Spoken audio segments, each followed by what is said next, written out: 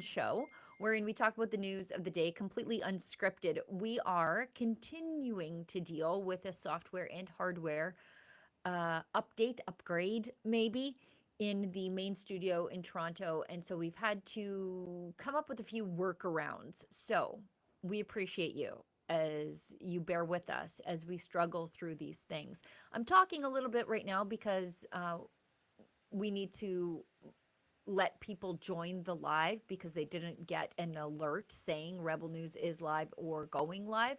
So we're just sort of talking and populating the stream a little bit right now. But I am your regular host, struggling through the show today, and I'm joined by my friend from BC, my colleague Drea Humphrey. Drea, how's it going? Oh, it's going good. It's been quite the morning. I've been journalistically trapped in Ostrich Gate for quite a while right now, and it did not disappoint today, as there appears to be some sort of new news on that. So we'll be talking about that in a few minutes. And for those of you who are tuning in, I think the same rules apply despite Yep, what we're doing. our If you've not difficulties. our difficulties. I personally love doing the Rebel Roundup because we get to engage with you. You get to be a part of the show. And I get to know some of the things that I didn't even know. And you can do that in a very fun way, which also supports our journalism. It's through donation chats, which, if you're watching on YouTube, are called super chats. You can figure out how to do that below, and you make a donation of $5 or more. We read that, it becomes part of the show, and at our friends at Rumble on their, of course, free speech platform. It's called Rumble Rants. So make sure you jump on that. We're going to have a lot of good topics to talk about, and I hope to hear from some of you.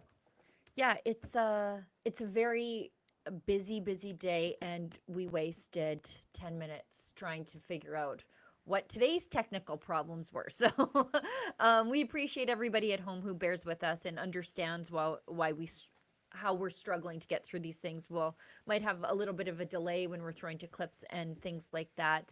But before we move on in the show, I just want to get a little piece of housekeeping out of the way, and that is our upcoming Regina event. It's on June 2nd, and it is part of our town hall series.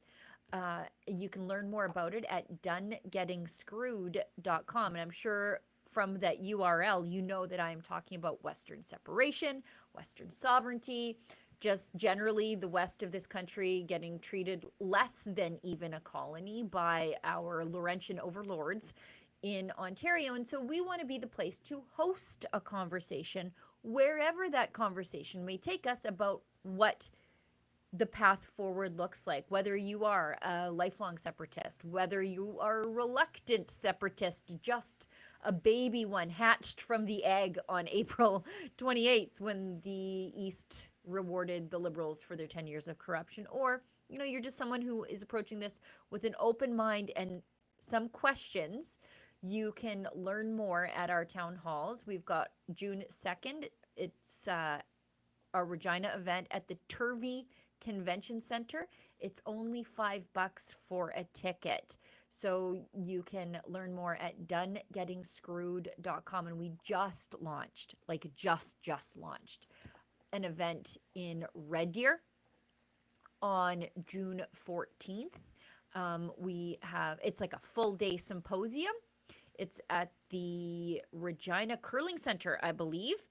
And you can learn more at that same URL, donegettingscrewed.com. But if you are considering coming, stop considering and just go and get your tickets. We're doing our best to keep the costs low, to cover the cost of the venue, to get as many people in the doors as we can, because this is a conversation for all Albertans, not just the thinkers in the media and the politicians. So it's Saturday, June 14th in Red Deer. You can buy tickets at the link at donegettingscrewed.com. We've got Ezra, me, Keith Wilson, David Legg, Dallas Brody from Yeah. BC, Corey Morgan, Derek Fildebrand, David Parker, Rachel Parker, and David Bexte, whose dad put on a real barn burner of a speech yesterday in the House of Commons because he's the new MP for, I think it's Bow River. So I didn't anyway, actually know that yet. Did you know? I posted his speech on my X account. Rebel News posted it too. It's 8 minutes long. And as an Albertan, I was riveted. Everything he said, I was like, yes, exactly. Yes, exactly. That is us exactly. It's 100%. Yeah. like I said, he mustered all of his 4-H public speaking skills and just like delivered. It was one of the best speeches I've ever seen. Maybe we'll close the show on that if people want to stick around to the end, because I think if you are someone who cares about the West, even if you're from the East, uh, David Bexte, the new MP, Kian's dad, just did a phenomenal job. Okay, let's get into what we're talking about. Drea, I'll let you take the lead because you have been involved in Ostrich Gate, Ostrich Palooza, um, the Ostrich Sit-In, the Ostrich Camp-In, the Battle for the Birds in BC for 5 good months. Tell us what's happening now. Well, it's too much to capture in a live stream, so I will start by saying at our website called savetheostriches.com, all of our reports for the last 5 months and a little bit beyond that are there if you want to catch up. But it's got all the components. It's got government overreach. It's a threat to property rights, threat to farming, threat to food sovereignty, threat to freedom of science. Literally, it has it all, and with elements of mystery, because as these ostrich farmers from Edgewood, BC, are fighting to save their healthy flock from the tyrannical Canadian Food Inspection Agency, who's hell bent on killing them without testing them. And the farmers say they have herd immunity that could further the research they're involved in for therapeutics, antibody therapeutics against viruses like avian flu. So to add to that, it appears there is a grassroots convoy taking place today. It's all moving very fast. I mean, if you've been following this story, each day, almost there's something breaking out of it. Whether it's Secretary of Health from U.S. Robert Kennedy Jr. or head of U.S. Medicare, Dr. Oz weighing in and trying to save the birds, or it's even some of the local politicians. So now there are the grassroots, apparently, so we see. There was a call put out, and there's about 5 different locations that it's set up, and I think the organizer is calling me right now. She might be having troubles logging on. Oh, But Vernon is supposed to be a kickoff in a few minutes there. So we were hoping to pull her in on an interview here. okay. Well, then why don't you sort that out and I'll just keep talking because why not have more interruptions on the show rather than just technical ones? Let's just go all in. Efron and Olivia, if we want to give Drea just a chance to sort that out, and we'll just move on real quick to the next thing. And we'll come back to Drea. Let's go ahead to Wab Canoe. The clip from Wab Canoe. He is the NDP Premier of Manitoba, of whom I'm a bit of a fan. If we could take Drea off camera, that would be great, so she can sort out her guest. But I want to show you this because it addresses the first chat that we've got.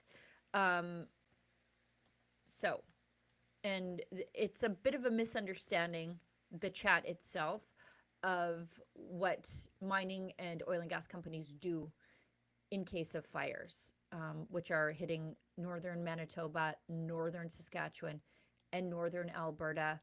Work sites are being evacuated, like in Alberta, Christina Lake, Foster Creek also being evacuated. These are big work sites, but non-essential staff are being evacuated, and I'll tell you what else happens. So anyways, let's go to Wab Canoe, NDP Premier of Manitoba, who is still an NDPer, but kind of a normal, pragmatic guy, probably someone I would disagree with on a lot of things, politically speaking, but I think he handles this reporter just about right. Are presumably starting a fire on their site. What proof do you have that Alamos is connected to the start of the fire? Yeah, but all the residents say it started at the mine site. So what proof do you have? I guess we're waiting on the investigation still, but generally, could you repeat what you just said to for my colleagues in English about your message to Lynn Lake residents? You know, I used to be a daily news reporter, so I say this with the utmost of understanding for the pressures that everybody in this room deals with, but I really do think that responsible reporting is very important right now. Journalistic standards and practices book, and just making sure that you're not reporting hearsay and that stuff is double sourced before it's getting shared with the public, I think is very, very important. Not to say that that's a specific commentary on this, but just across the board. We've got a very specific message out here today. Flin Flon, a large community in the north, is on the verge of evacuation, and we're asking for people to listen to the message. We're asking for people to get ready, and we're asking Manitobans in other parts of the province to open your doors if the emergency officials come calling. So, We heard. oh, I don't know, I was just gonna. Okay, so the reason I want to address that is the reporters are going to find a way to either blame this on climate change or blame it on the mining project up there. Now, for people who don't know, all these mining projects have their own firefighters on site. And the reason I'm bringing that up now and giving Drea a chance to sort of deal with her guest and the ostrich stuff, which is just live, it's happening now. Moonglow gives us $5 and says, please keep Flin Flon, Manitoba in your prayers. Suspicious, mining companies, no one is helping, Lahaina looking, love Rebel, thank you. So I appreciate your concern, but the Alamos Gold Project that Wab Canoe talked about there that is being threatened by the fire, the reporter is asking him to address unsubstantiated allegations that the fire started on the worksite. There's no proof of that. That's just an internet rumor. It's more likely that this started the way most of these fires start, and that is usually by lightning. There's another project being threatened. It's Hud Bay. But to say that no one is helping isn't accurate. Alamos, Hud Bay, they all have their own firefighting personnel on site. They're evacuating these job sites, but they're leaving behind their firefighters to help the local firefighters and the provincial firefighters deal with this stuff. It's a little bit different, especially in these resource communities. People are trained to evacuate. I want to tell you a little story. When the town of Fort McMurray, which is over 100,000 people in the heart of the oil sands, when the town burned, and like 1/3 of the town burned, including my friend Robbie Picard's house, you may know him from my show, there was one person killed, not at all during the fire, but on the highway in a traffic accident. Why? Because people who live and work in these communities are trained to evacuate. They're trained to be calm and deal in emergencies. And so you're going to see something different happen in these resource communities than you see in places where they don't have a close connection to the industry. And it's because people are trained in first aid. They're trained in how to evacuate. They're trained in confined spaces. They are trained to deal with, like how to properly use assisted respiration and be in confined spaces, and to deal with noxious gases, and where do you go if there's a noxious gas leak. You are going to see something very organized happen in these communities, which you don't see in other places, which the environmentalists are not going to talk about because they hate heavy industry completely. They hate it. And so they don't want to talk about how being in close proximity to heavy industry actually makes you safer and less likely to die in the case of an emergency, because everybody on some level is trained to be an emergency responder. So there's that. All right. I think we can bring Drea back on. I'll give Efron a little bit of time to bring Drea back on. There we are. Okay, Drea. I'm back. So we're working on, she had some technical difficulties. She's, not at home. So logging on. She's going to send us a video that we will share. But basically, from the Walmart in Vernon, there's a little bit of a gathering coming. That's Convoy, and that's supposed to be the BC startup. However, they are making it clear, because a lot of people missed the call, they still want people to come convoy style from across Canada to the ostrich farm for a freedom convoy like stand. They want it to be peaceful. There's bouncing castles. The hot tubs haven't arrived, but there are hot portable tent showers there. So I guess I guess that's close to it. And they really just want to keep up the public pressure. Of course, the farmers are welcoming it. So as long as it is peaceful. And the farmers are also asking, if you're in the area, to bring food donations if you can, since they're expecting to have a lot of people over the weekend. So should be pretty interesting. I was there for too many days. I kind of, Yeah. not too many, but a lot of days, and I lost Enough count while I days. was there. It was crazy. But I came home because there was a temporary pause on the call, and I want to make sure that I'm there to capture that for you guys so nothing is missed there. And the reason that call is in play is because there has been an agreement between the two councils. So the AG, who's representing the CFIA, and the farmers, after they filed a notice of appeal. And it's really temporary, because basically the CFIA said, okay, we will give you time to rush the process of applying and requesting a stay, a motion to then have the courts. Oh, look, look who There she joined us. is. Hi, Patricia. How are you? We can't hear you yet. Your audio. There we are. There you go. All right, Patricia. You're Patricia Messier. How do you pronounce your last name? I'm trying to figure out like the volume on here. We can hear you now. If there's a hear you way fine. to This is put it on how speaker. unscripted. Live. And it's Hi all guys. so fast. I- Hi, Patricia. Oh. Oh, I'm technology like deficient. I don't know word for it, but I'm kind of retarded. well, welcome. Yeah, How do you I'm pronounce just with your Rebel last- News right now. We're pronounce live. your last I name? can't hear you guys very well. Just tell us what's happening. Okay, so what's happening is we are gathering together in Vernon, British Columbia from across the country. Some people have come from far and wide. They've come from Quebec, Toronto. Some people from Saskatchewan already departed and are already at the farm. There's people here today from Edmonton and from all parts of British Columbia. Obviously, it hits home in British Columbia. So that's lots of people that are rallying here from Prince George, Nanaimo. They took the ferry to come here.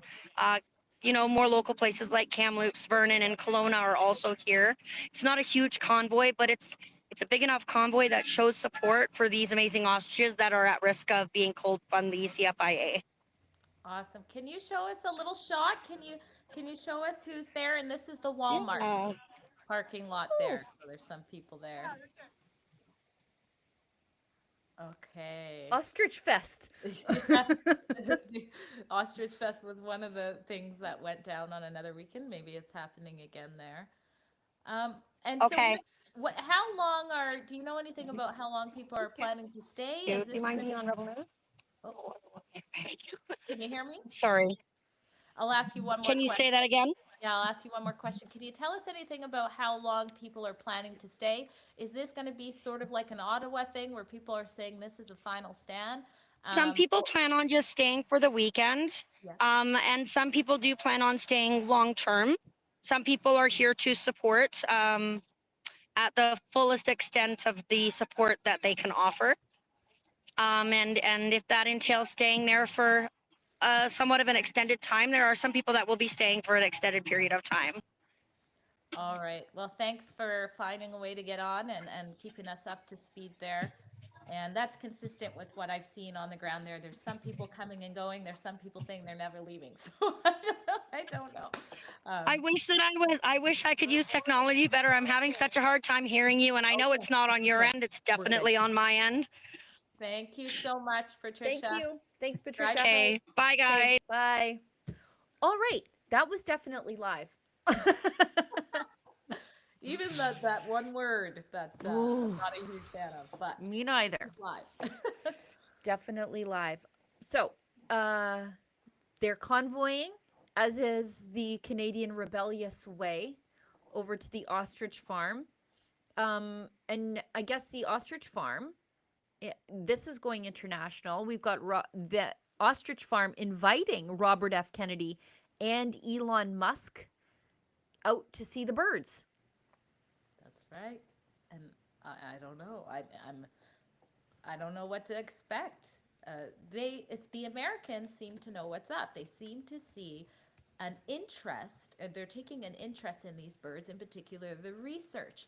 Whereas Canada, so-called elbows up and so-called going to keep our economy first, wants to literally kill this therapeutic research.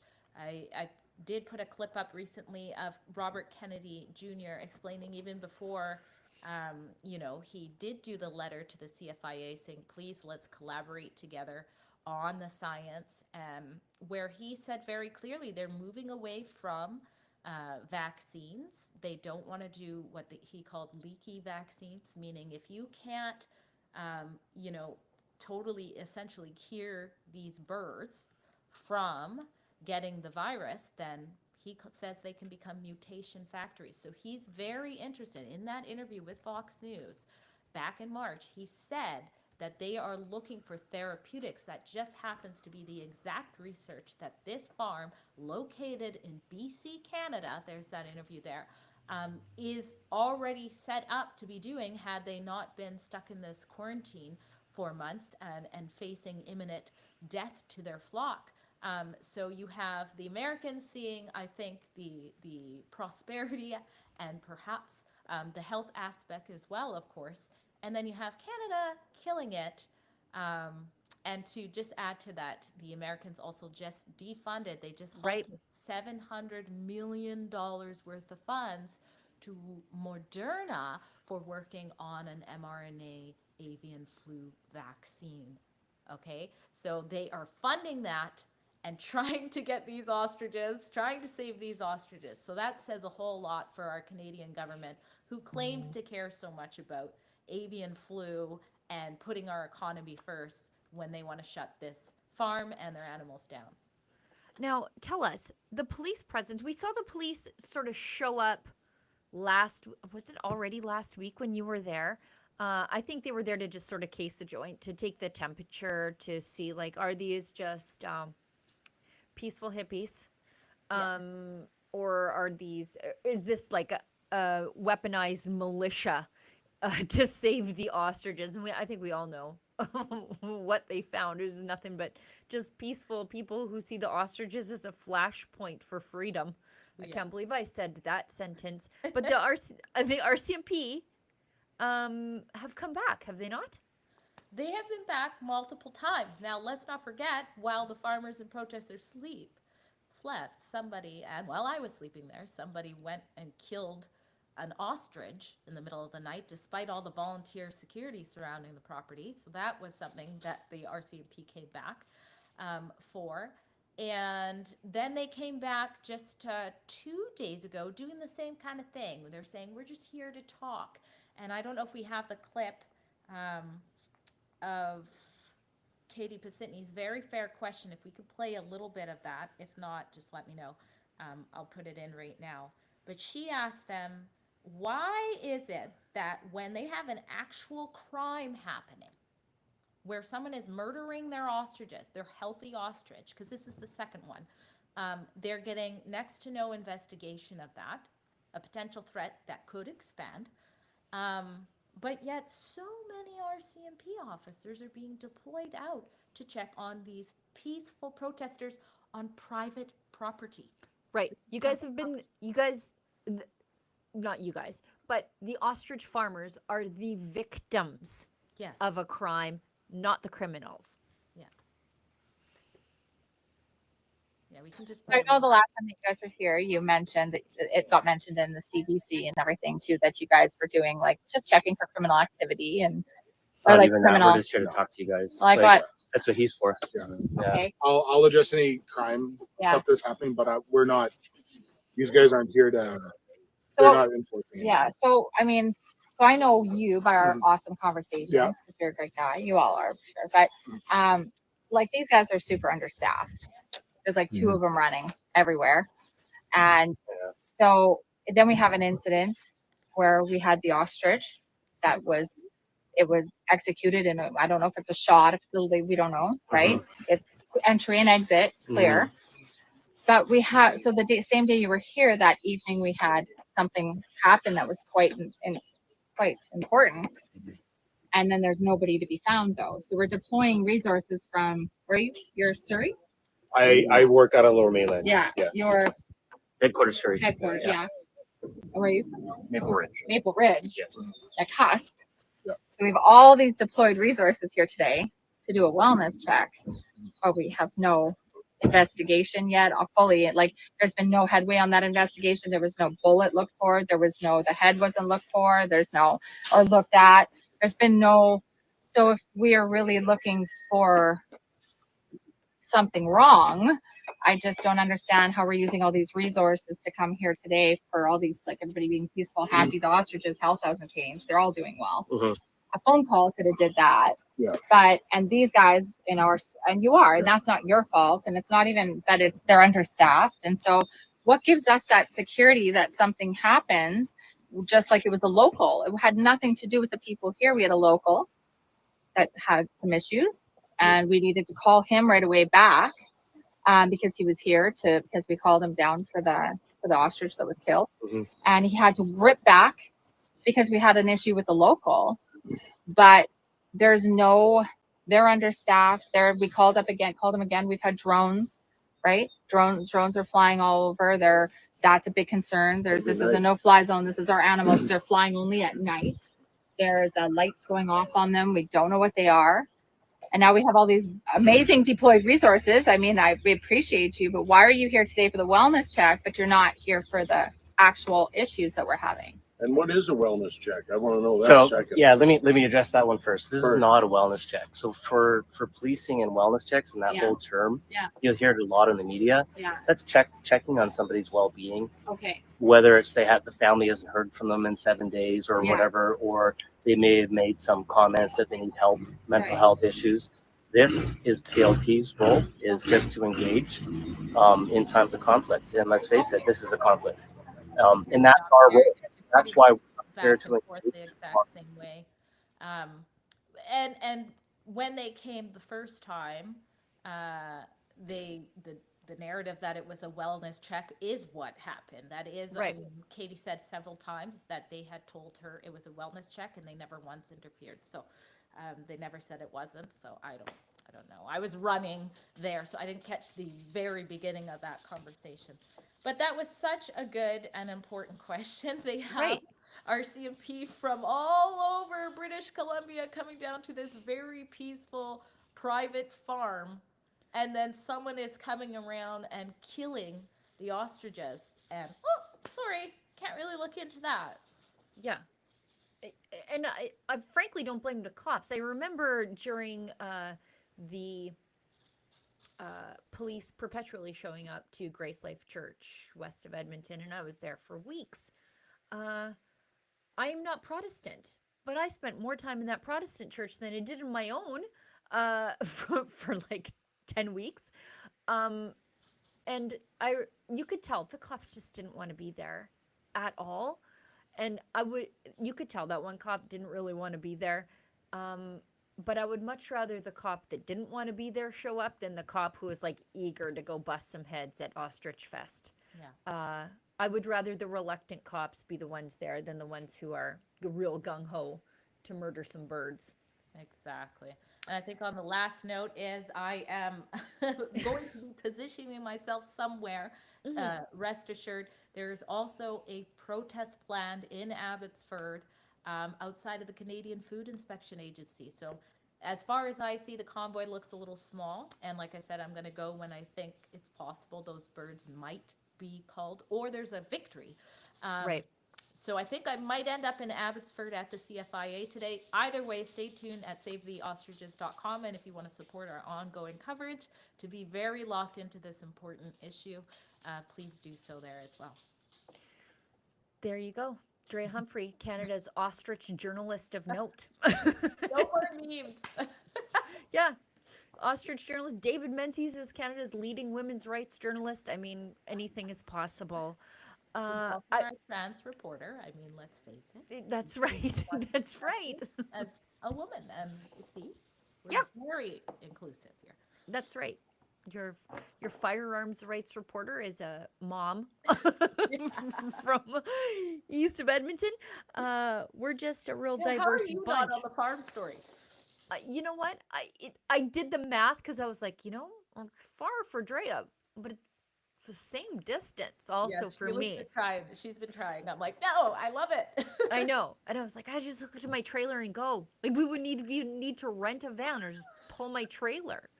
I was running the money. And then I was like, how do I do everything else I do here while and I'm like, I'll just do it on my phone. I don't care. But you know what?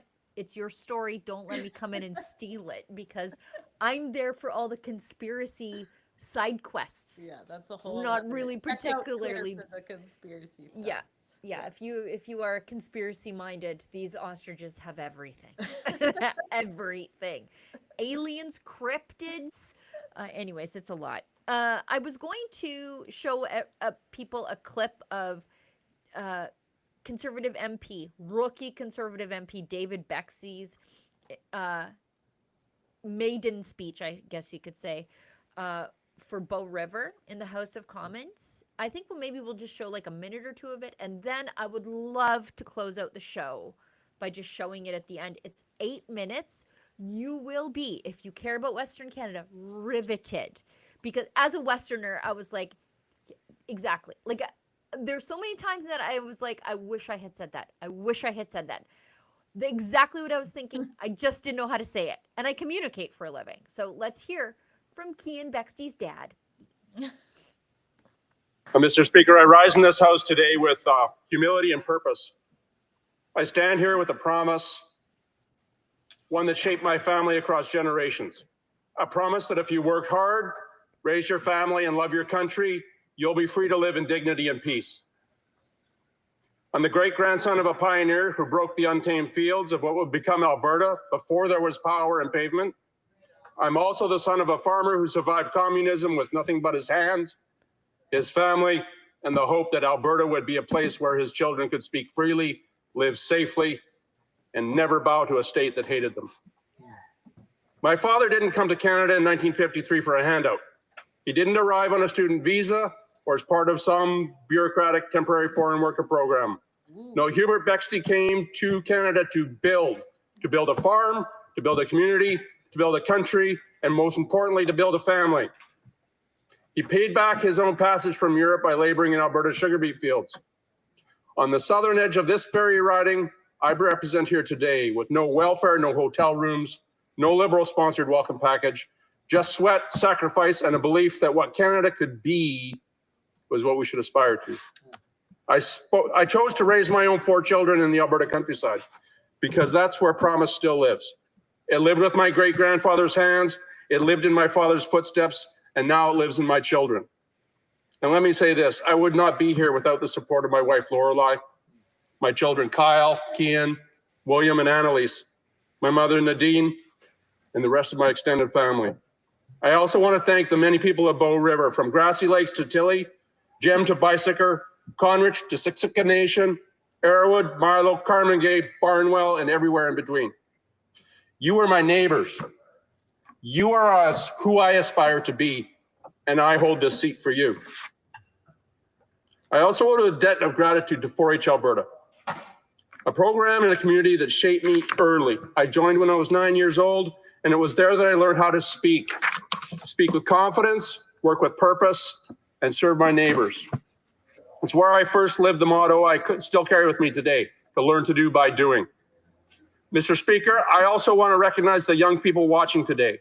In Alberta, the grade 6 curriculum, grade 6 students learn about our political system. And many are watching these proceedings live. One of those classrooms is taught by Dr. Brian Jackson of Lyalta, and these students are paying attention. They're learning not from sound bites, but from how we carry ourselves in this house. Mr. Speaker, the riding that sent me here is called Bow River. It's not just a place, it's a people. It's a home, it's a promise. You see, much like the people who rely on it, the Bow doesn't ask Ottawa's permission to flow. It carves through rocks, it sustains life, it cuts a path forward whether anyone is in this chamber notices or not. The Bow runs past oil wells shut down by people who've never set foot on a rig. It flows past farms taxed by bureaucrats who couldn't grow a weed. It flows past churches left to burn. While politicians offered excuses instead of justice, it flows past the homes of veterans, seniors, and families forgotten by the system, but not by me.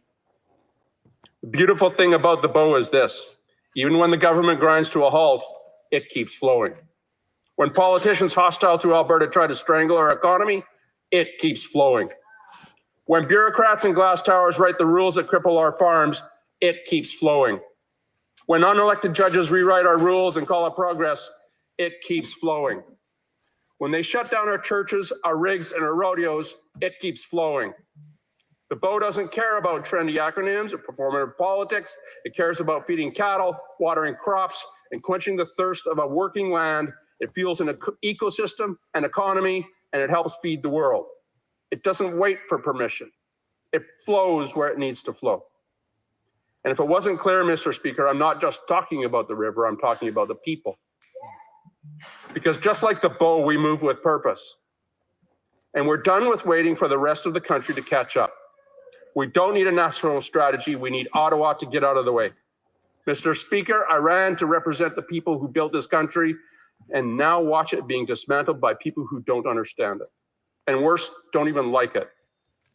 This week, the Prime Minister stood before this country and promised more of the same: a new housing bureaucracy, a new set of buzzwords instead of a budget, and more red tape instead of results. And not a word, not a single word about oil and gas pipelines or the workers who drive our economy.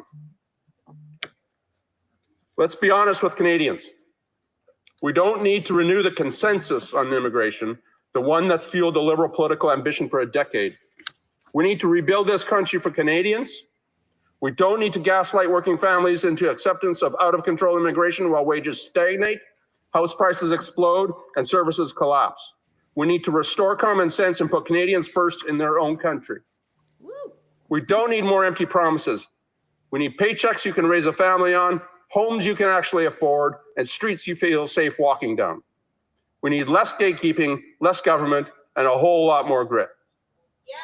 Mr. Speaker, I come from the part of Canada that feeds this country and fuels its economy. So you'll understand if I speak plainly. Because where I come from, words matter, but work and deeds matter more. I'm here to fight for the honest worker, the family farmer, the rig hand, the rancher, the welder, the widow, the health worshiper, and every kid who still believes this country can be worth something.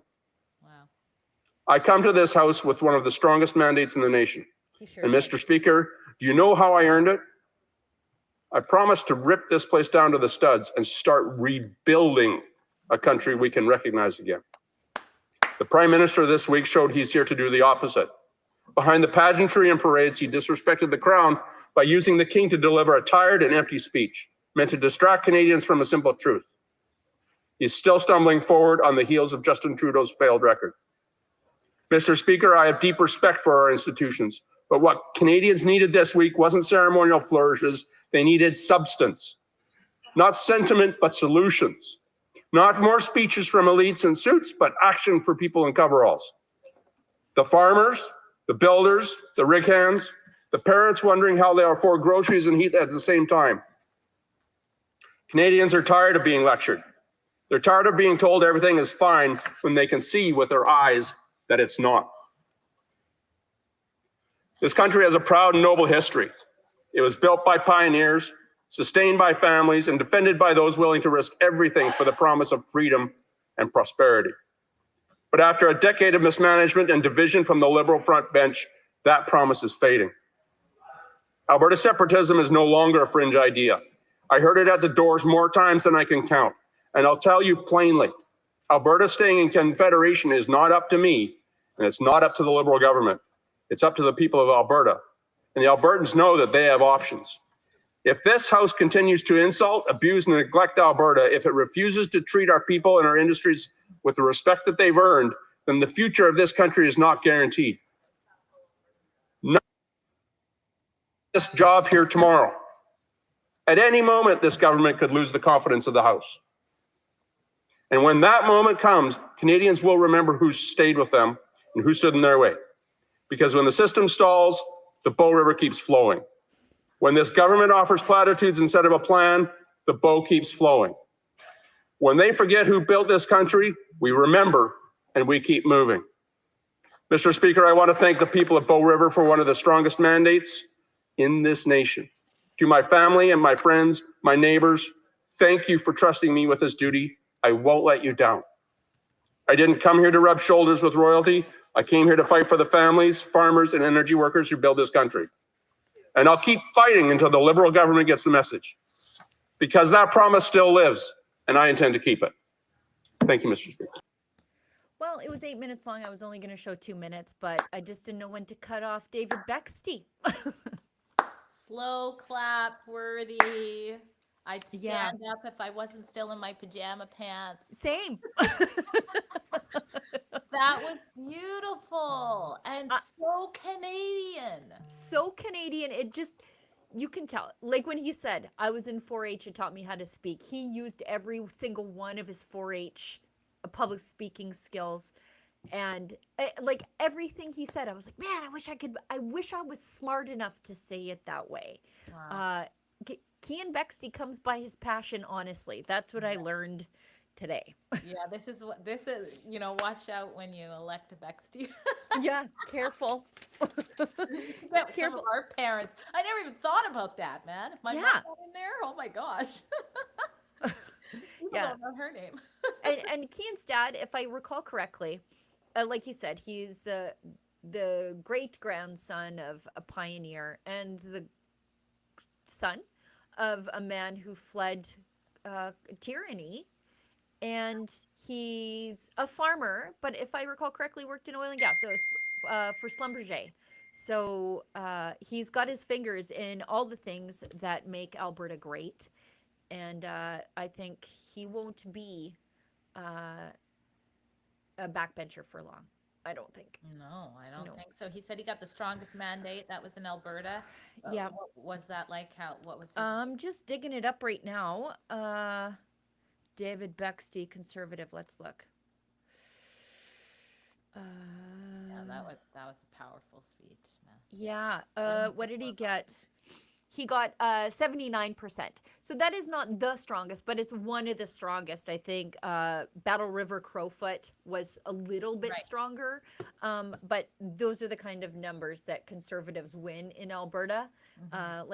Like I said, with our frustration with the election, like, look, we cannot physically vote Conservative any harder than we do, but it's not enough to make a difference because of where the ridings are. Now, I know that we've gone long, like we're all sort of running out of runway on the show, but because I have you, I want to talk about, before we go into the Daily Cringe with Liz May, who is just my muse for all things cringy.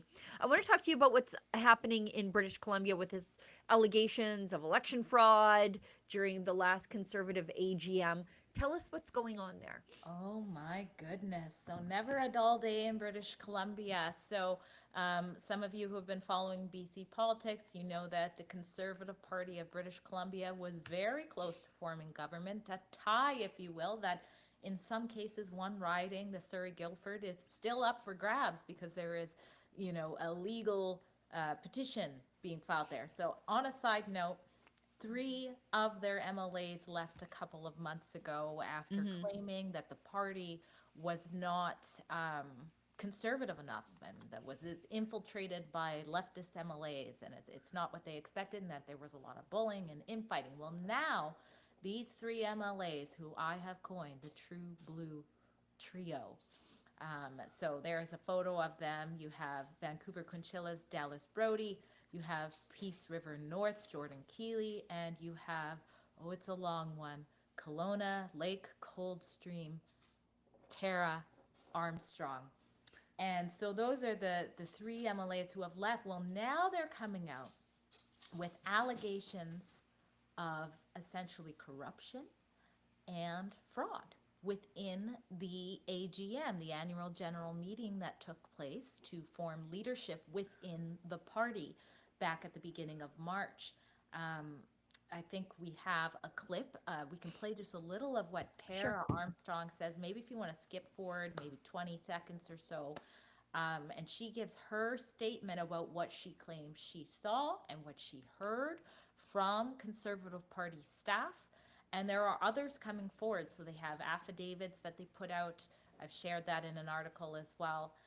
There they are. And beside them, the lady in white, her name is Jan Webb. So she was part of her and her husband were part of a riding association. So they've come home with a written statement, or come out with a statement as well. So here's some of the allegations, if we play. That John Rustad and his senior staff may have committed election fraud during the Conservative Party of BC's AGM this last March. I believe that John Rustad and his senior staff rigged the party's own election. It was this belief and his unprincipled expulsion of my colleague, Dallas Brody, that compelled me to leave the party. The purpose of this press conference is to share some of this evidence with the public and call upon the Conservative Party of BC to do the right thing and undertake an independent third-party audit of the party's AGM election processes.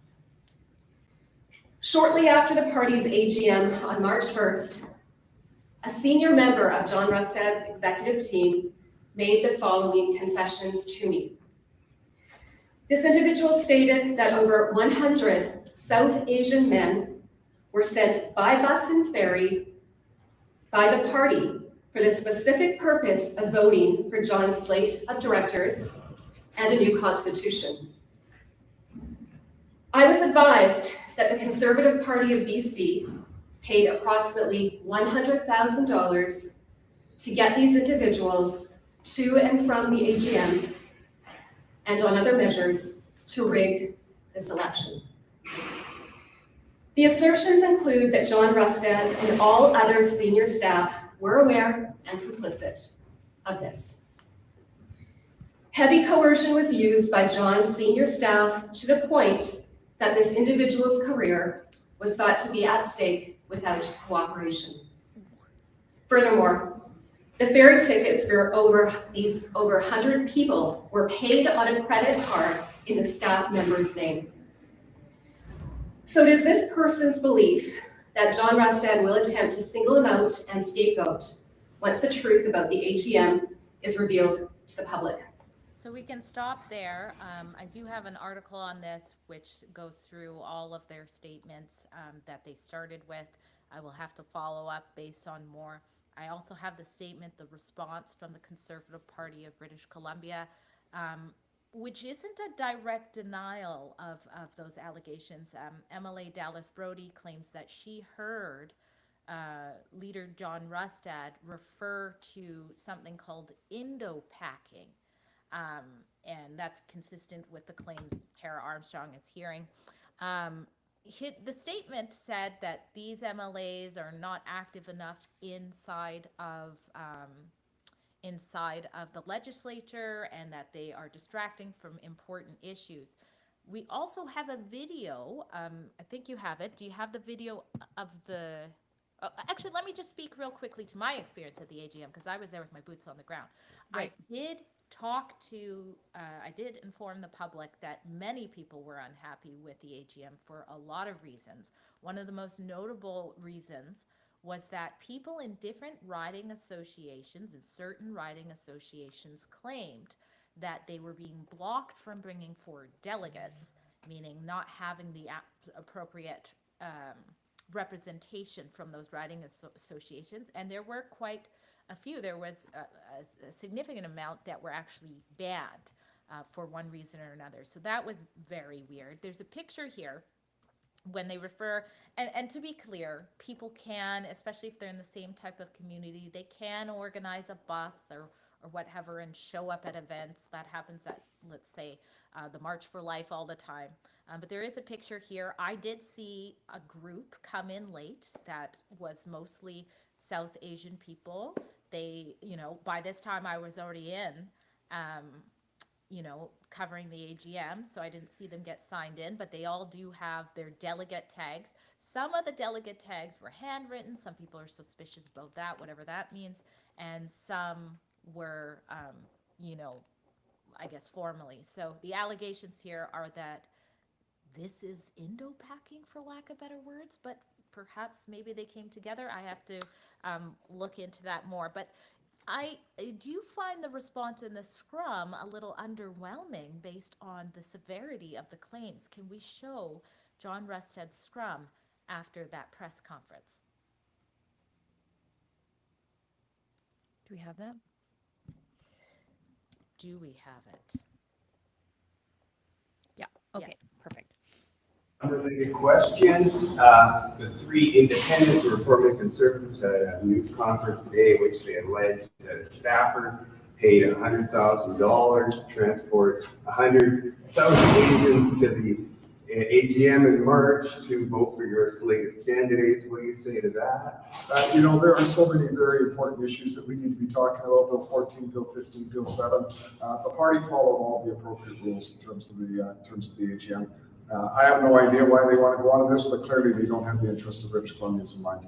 Dallas Brody even said that she spoke to you one time and you talked about what she termed Indo-packing. Do you recall that conversation? What I do recall in speaking with Dallas Brody at one time when she came in and she had some concerns is she first of all, in a private meeting we had, demanded to be kicked out of caucus. And then she settled down and she said, I don't know why I'm here, I should just quit. We've had many conversations between Dallas Brody and I, but I can tell you, what we are concerned about is really, valid issues for the people in British Columbia. Bill 14, Bill 15, Bill 7, these are overreaches of democracy. These is, front from my perspective to the legislature, the process of British Columbia. That's what we're focused on. That's what we're fighting. We're fighting for the people in British Columbia. Okay, folks, John's actually got his estimates coming up, so you're not getting. So let me know in the comments what you think. That meeting he referred to, I've also covered extensively. It has nothing to do with the AGM. It was the last meeting for Dallas Brody, and it was over a completely different issue as to why he said that. So it's interesting that he kind of said, well, here's what I remember, and put it there. And he raised actual, bills that I believe are a threat to British Columbia. No one's doubting that.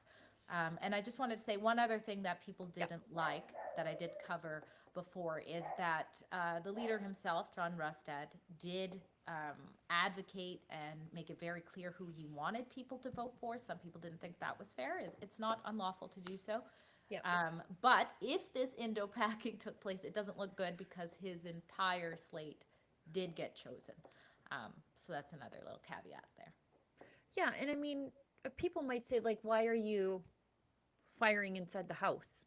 But look, we are beholden to no one as conservatives except our conscience and our viewers. And we call them like we see them. We follow the facts wherever they may lead. We report on the facts. We don't obscure the facts because we're all supposed to be on the same team.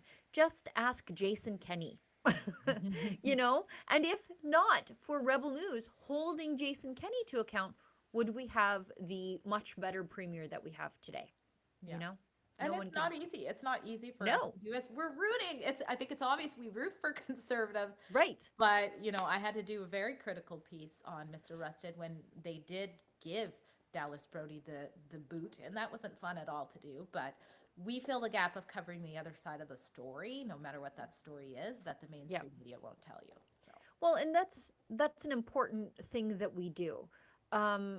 It keeps those conservatives accountable because they can't write off our criticism of them as mainstream media, Trudeau/Carney funded criticism. Oh, that's just coming from the CBC and don't they hate conservatives. It's hard to say that about Drea Humphrey. You know what I mean? You know, they don't have that easy out to say, Psh, that's just the CBC. Who cares? It's Rebel News, and we care. I just want to touch on one thing, and then we'll get to the Daily Cringe. I know we're going long already, and I know you have places to be. The reason I'm going to touch on this is just because it's in the YouTube headline. While you are working harder to afford groceries, my fellow Canadians, Ottawa, by Ottawa, I mean the Liberals who have been in charge of the government for the last decade, they've been busy hiring nearly 99,000 new bureaucrats. Ugh. Nearly 99,000. That's a mid-sized Alberta city. That's a Red Deer. A Red Deer's worth of government bureaucrats, while they're telling us, oh, we don't have any room in the bottom line for a meaningful tax cut, not 0.5% here or whatever, or to claw back spending. We couldn't possibly do that. Each one of these bureaucrats costs 125,000 plus per year. CTF broke down who the worst offenders are in bureaucratic bloat. Infrastructure Canada. Do you feel 375% more infrastructured in this country? I don't. Women and gender equality. So the DEI bureaucrats, 334%. The RCMP Review Committee, 229%. Elections Canada, 173%. Refugee Board, 154%. Consumer Agency, 154%, 154. Impact Assessment Agency, that's what they used to call the National Energy Board, which actually did stuff and improved projects. This one just says no. It's the Ministry of No. That's 127%. Employment and Social Development Canada grew by 16,000, almost 17,000 employees. And the Canada Revenue Agency, 13,000 employees to come after your small business for missing the odd receipt here and there. And they're coming after people, I'm learning, who aren't ever late on their taxes but have high incomes. They're actually asking them to pay their taxes in advance. Yeah, it's crazy. Yeah. No, so this is the government. So you're out there clipping coupons, and these guys are just like, they hired I keep saying small Alberta city, mid-sized Alberta city, a Fort McMurray's worth of government workers to come after you with, of course, the CRA getting, how many was it, the CRA again? The CRA, 13,000 employees, like Lloydminster's worth of people increased at the CRA. It's revolting, horrifying. The love their bureaucratic bloat. That's all it is. They sure do. Making their friends feel comfy in high places. Let's go to the Daily Cringe. So the cringy story of the day, sometimes it's a video, sometimes it's a news article. Oftentimes it's Liz May. She is a recidivist criminal when it comes to the Daily Cringe. She is sponsoring a petition claiming Canada is committing genocide against the two SLGBTQIA plus community. She forgot the second Q, which stands for questioning. So I believe she's just genocided somebody out there. The petition reads, currently the human rights of the Canadian acronym plus community are endangered. Oh gosh. By so it says Canada made it a priority under the current federal government to protect the human rights of the alphabet community. It continues arguing the ability to diminish and revoke these rights through the notwithstanding clause creates huge distress and negative consequences for this community. When they talk about the notwithstanding clause, what they're talking about is Saskatchewan invoking it to protect parents' rights. And they're talking about Alberta saying we're going to invoke it to protect parents' rights and the rights of female athletes in Alberta. And currently we're seeing doctors ramp up to challenge the constitutionality of that piece of legislation here in Alberta. It was initiated by Manitoba's Donald Friesen.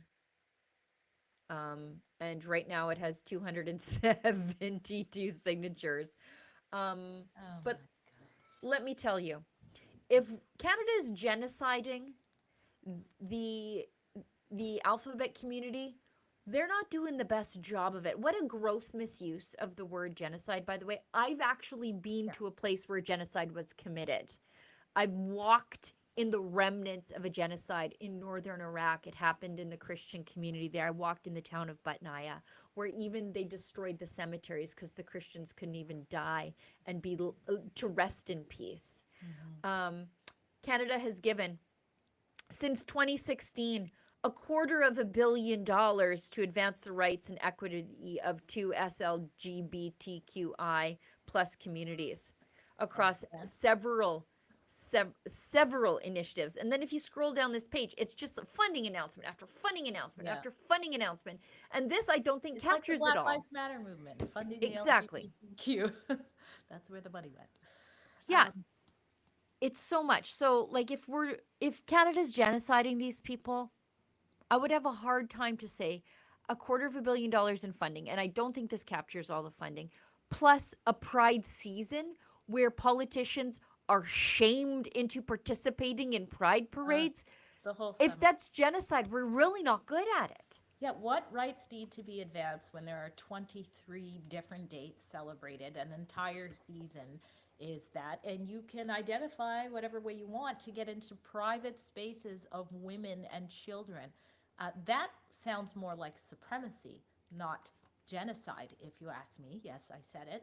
And then also, I mean, it's like when we talk about racism, there's nothing I can't achieve in Canada that other people can achieve. And that goes the same for the LGBTQ plus community. And if anybody is advocating for less of them to exist, I would suggest it's those who think it's okay for children to medically transition. Right. Quit before their transing gay frontal kids. cortex is developed enough for them to have proper decision and reasoning, because guess what? They're not likely to have kids. They're not likely to have an offspring. Surely the ones that want them to live on and be able to reproduce are not committing genocide against them. Yeah, quit transing the gay kids, by the way. Yeah. Like Yeah. you know, if you Or the tomboys. Yeah, where are Or the the foster tomboys? kids and the indigenous kids and the autistic kids. The Because autistic they are kids. disproportionately transitioned. Yeah. So, modern These people- eugenics, you tell me. These people would have tried to trans me in a heartbeat. Like, I like guns, I like dirt bikes, I'm outdoorsy. Yeah. They would have got me, or they would have tried. I'm sure my mom would not have let them come anywhere near me. But yes, for sure. Anyways, there's Liz May thinking that the gays are being genocided in Canada, and they're Well, they're just actually, not. some of the gays say maybe not genocide, but that they are being targeted for the reason you just said. It's not Right. the reason she's saying it, but For the trans conversion therapy. yeah. Okay, we got a couple of chats here, and then we'll sign off because I know Dre's got a very, very hectic day, and the ostrich situation still fluid. So Mr. Lenny Bach gives us $6.99 and gives us a cute little emoji there. I think that, what is that? A corgi. It looks like an ostrich, I think he's saying. Moonglow 2 gives us thanks for clarifying Flin Flon, Manitoba, Rebel Rocks. You know what? I'm happy. I don't trust the government either. I don't. I am conspiracy inclined, almost to a fault, I should tell you. But I do know a little something about how industry works in our forest communities. And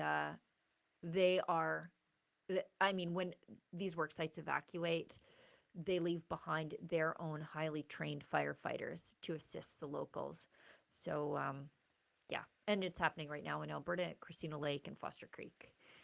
And Swan Hills, by the way, also. So, anyways, keep those forest communities in your hearts and in your minds and in your prayers, and just hunker down, because the onslaught of it's climate change is about to hit us.